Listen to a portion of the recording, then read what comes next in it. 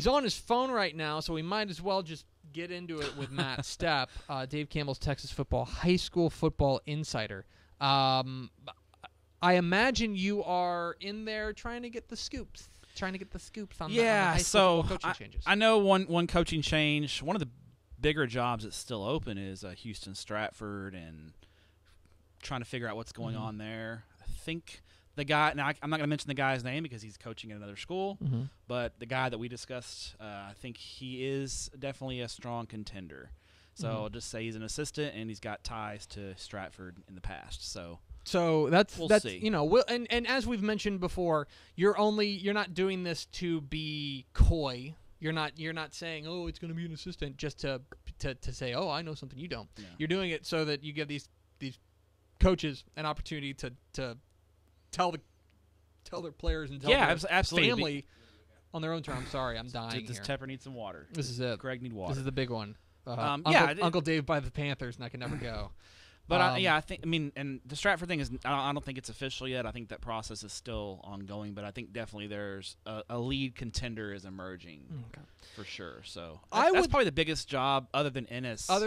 Still open. And that's kind of where I want to go with this. So let's follow that rabbit hole a little bit back to the beginning, which was, of course, the Jack Welch situation at Copperas Cove.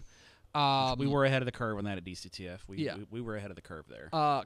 Copperas Cove is of course, still a bizarre situation. Still not a lot public. I don't want to ask you to say anything that's going to get you in trouble. But do we really understand anything with regards to the Jack Welch departure at Copperas Cove? Because to me, it still seems very, very muddy. Yeah, and I think it's going to remain that way. Partly because I think there's a settlement in place now, and there's probably some sort of gag order in place. It sounds like, just looking on the outside, looking in, it wasn't one thing. I think it was a combination of factors and little things that built up over time that really kind of contributed to this divorce. Part of it is, I think Coach Welch had been there for a long time, and I think there was certain people in the community wanted a change. His brother leaving and taking the Lake Worth job, I think that was a real red flag there. I was going to ask about that. Most everyone thought Tracy Welch was the coach in waiting at Copperas Cove, and at one time I think there was kind of a wink-wink agreement in place for that to happen. And then when he very, very suddenly left and went to Lake Worth, and make no mistake about it, Tracy Welch, I don't know how because Lake Worth, if you recall, that job was open for a long time, and I had a lot of comments on Twitter about the job and the length of time that job was open. It was open for like months. Tracy Welch, if Tracy Welch applied for the Lake Worth job in January, he would almost be a no-brainer to take the job. So I wonder if he jumped into the Lake Worth race late in the game, and then he got the job, and maybe he jumped into the Lake Worth job race because of stuff that was brewing behind the scenes in Copperas Cove, where he was getting to a better situation before it quote unquote hit the fan. And so that's not me. That's not like I was kind of drawing those. I was kind of connecting those dots that when Tracy Welch left, I remember when we talked about that, us being like, boy, that's a for a job that was open that long, seems kind of odd that like suddenly he's getting into that. So I'm not the only one connecting those dots. It seemed like that should have been the first sign that there was that something was rotten in Denmark. And I think it kind of was at a certain point. And then you started hearing the rumblings that Coach Welch had not been at Cove for a while, that he was taking some time off, and you start putting things together. And I think part of it may have been he'd been there for a while. They hadn't had the kind of success the past few years that they were used to.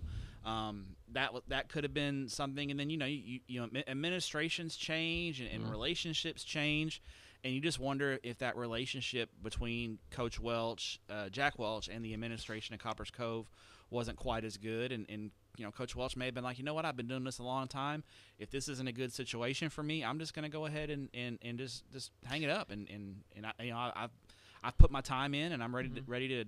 I want to. If I'm going to be working, I'm going to be happy working. And if he wasn't happy anymore, maybe that they kind of agreed to a mutual departure at some point. And it was a big move. It was a big opening there. because this is a guy who, won almost 200 games there in 24 years. They went to 2 title games, went to another semifinal. Yeah. That 3-year run, they went to 2 title games, and people forget the year after RG3 left, they moved up in classification. They went back to 5A at the time, and went 14-1, and lost to Wiley in the semifinals. And then Wiley ended up losing to, lost to Katy in the state championship game that year down in Houston. Sounds right. So, I mean, that 3-year run, and I think that third Coppers Cove team may have been the most impressive, going 14-1, especially after moving up. Yeah, so they had a great run there, but after that, things have kind of, they were. Well, and I don't know if they've won a playoff game. And I mentioned in this the last 5 years. I mentioned this when we were talking about this on Monday, when we get to kind of the predicate of the sentence. That Coppers Cove is a job that, and I hope this isn't offending people, but it's a job that was great that's probably now, because of the growth there and because of the changes in the population down there, and as far as like where people are living, it's a great job that's probably now only like pretty good. Is that? Do you think that's fair to say? It's not a great job right now. Yeah. Now it can become a great job again. I think Coppers Cove is one of those places, because it's so close to Killeen. If Coppers Cove, if Jack Alvarez comes into Cove, gets that thing turned and pointed in the right direction, you could see families choosing to move to Coppers Cove because it's a 1-school town, relatively good school system. Killeen's 4 high schools, less politics, you got less red tape in a single school town. I could easily see people choosing to live in Coppers. Maybe it's a little more expensive to live in Coppers Cove, but people making those sacrifices to live in Coppers Cove if they feel like the athletic program, because make no mistake about it, people move for good extracurricular activities. That's a fact of life, whether or not it's approved by a district executive committee or anything. If someone's living in Killeen and they can find a place in Coppers Cove and they want to live in Coppers Cove bad enough, they're going to move to Coppers Cove. So I think if that happens, I think Coppers Cove could turn into a great job again.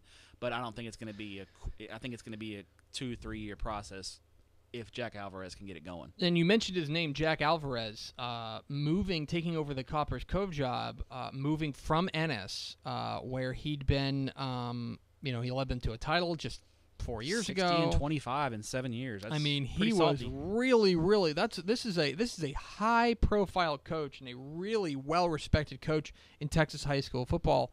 At what seemed to me to be a pretty plum gig there at Ennis. Great gig. Were you surprised by the Jack Alvarez news? Yes. I was a little bit surprised by it. I didn't think, when I heard his name mentioned, I was like, wow, is Coppers Cove a better job than Ennis?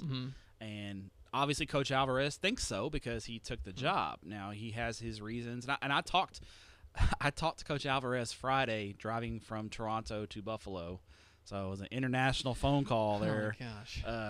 But yeah, I mean, we talked. Always grinding, guys. Yeah, I mean, we talked, and Coach Alvarez, felt like it was just the right time and for his professional growth.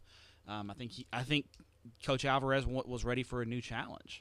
6A, he hadn't coached at the highest level yet in Texas high school football, and I think the challenge of coaching at a 6A program intrigued him. It's a little bit closer to home for him. He felt like it was a better move for his family, I think people were wondering about the pay. I don't think that was an issue. I think Coach Alvarez's resume speaks for itself, and I'm sure he's going to be. They're competitive with their pay. I doubt Coach Alvarez is taking a pay cut to go to Coppers Cove. Yeah. So I think he'll be taken care of there. So I think he felt like it was the right time for him to make the move. It puts Ennis in a difficult spot. They went through spring football. Yeah, it's over. Yeah, I mean they've gone through spring ball, and now the new coach is going to come in and he's going to be kind of working. If they don't make the hire internally, which. From my indications, I would be surprised if they hire internally. So they're bringing in a coach from the outside, and unless that coach already has ties to Ennis, they're going to be working a little bit behind because now they're going to have to basically go into the fall and be tied almost to the system that they ran because you're not going to have no time in the fall because you have one less scrimmage to install what you want to do. So, and they're in a 9-team district. So they're in district play in week 3. Yeah. So they don't. They have that timeline is super accelerated. And the thing, because now Ennis, and it's worth mentioning that I think Ennis is a great job from it checks a lot of boxes you want in a Texas high school football program. Yes. Great pedigree, great history, obviously, with what Coach Sam Harrell was able to do for many, many years. There's talent. One school town. Talent is location. You're close to Dallas, but you're still out. You're out. If you like that country living, you can still get that in Ennis, but yet you're 45 minutes from Dallas. And so you kind of mentioned it a little bit, but I want to pin you down on it. It's fair to say that you expect a pretty high caliber applicant list for the Ennis job. Oh yeah, I mean it's an elite job. I think in the 5A 5A Division II, I would say it's a top 10, top 15 job in Class 5A Division II. It's an outstanding gig. I think they will get a lot of. In fact, off the record, there's been several guys who have great resumes who are head coaches who have reached out to me personally, trying to get asking my thoughts on the job. So at least there's. Whether these guys apply or not is another story, but they're at least expressing they're intrigued by the opening. And now it's May 15th. This is we're officially in the back end of silly season, but there's still a number of pretty high profile jobs still open, jobs that I think should move the needle, and it's probably the most high profile. Is there any other job right now that's open that you're really intrigued by what's going to happen there eventually whenever they do settle on it, especially this late in the game? Definitely, we talked about it earlier. I think Houston Stratford, excellent. It's an excellent job. I think that's one that I'm intrigued by. I'm a little bit intrigued by Corpus Christi Carroll. My gut tells me that job may stay inside.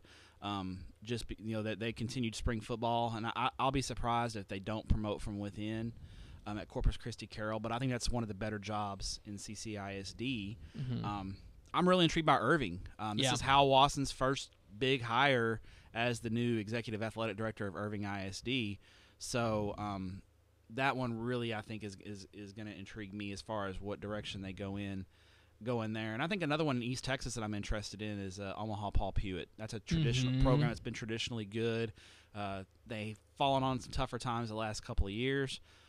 But I think Paul Pewitt is another one that I think that's a good small school job. I don't think the pay is all that competitive, and that may shy some guys away who have bigger resumes. But you could see an assistant chomping at the bit to get that first job, trying to go after that. And Livingston is hiring tonight. I'll be interested to see who they hire. They're dropping down from 5A to 4A. They've had a lot of struggles in 5A. I think dropping down to 4A will help them a little bit, and I'll be interested to see who gets that job tonight. It really stuns me when you go to TexasFootball.com/coach changes, when you see, and I think we mentioned this last time you were here, but the number of coaching changes this year is probably about par for the course. It's not. Someone asked me about that on Twitter today, actually. It's about par for the course. It's not crazy. It's not like you've got. This is about the number of changes you expect. But the high-profile jobs. I mean, forget for a moment about Carroll and DeSoto, and Ennis and all these huge jobs at the big school level. Tenaha changes coaches. At the 6-man level, Richland Springs changes coaches. I mean, there's a lot of really big programs that are making changes, sometimes for the first time in a long time, but I think this is a really truly remarkable season in as far as coaching changes is concerned, not because of the volume, but because of the impact. Because a lot of these programs shape what Texas high school football looks like. I mean, you think about even look at one we haven't talked about much, but Amarillo High. That's one of the real blue blood programs. They have almost as many wins as anyone in the history of Texas high school football. That they changed jobs, and then then I think that, and then some of the drama and the craziness involved in some of the coaching changes. I mean, even like one that didn't change, Highland Park. We thought that was going to open up, and then it didn't. All of a sudden, Manville, and that was not very much drama, but still that's a big time job, and they changed coaches. Brenham. Yeah, Brenham. I mean, you talk about a guy that's been there forever. Port Arthur Memorial, a lot of huge coaching changes. this year that it's going to be a new look in 2018 in Texas high school football, it's going to be there's going to be storylines all over the place just because of these new guys at these places. TexasFootball.com/coach changes. He's Matt Stepp. He's the Dave Campbell's Texas Football High School Football Insider. Matt, I want to ask you, we got a question here on Facebook. Somebody asks, want you to clarify. You mentioned Hal Wasson is the Executive Athletic Director. What's that mean? Because I know what an athletic director is. But how does that differ from, so-and-so being the athletic director? So Clint Roddy is and my understanding is, so Clint Roddy still has the title of athletic director. Basically, Hal Wasson is Clint Roddy's boss now. So, in essence, Clint Roddy, to my understanding, reports to Hal Wasson. So, it's just a title. I mean, in reality, Hal Wasson's the athletic director, and Clint Roddy's probably the assistant athletic director. If you're, but for title's sake and probably other things, HR related, they had to give Hal Wasson a different title, so they gave him the executive athletic director title. He's Matt Stepp, Dave Campbell's Texas Football High School Football Insider on Twitter at Matt_Stepp. And HR expert, apparently. And HR expert.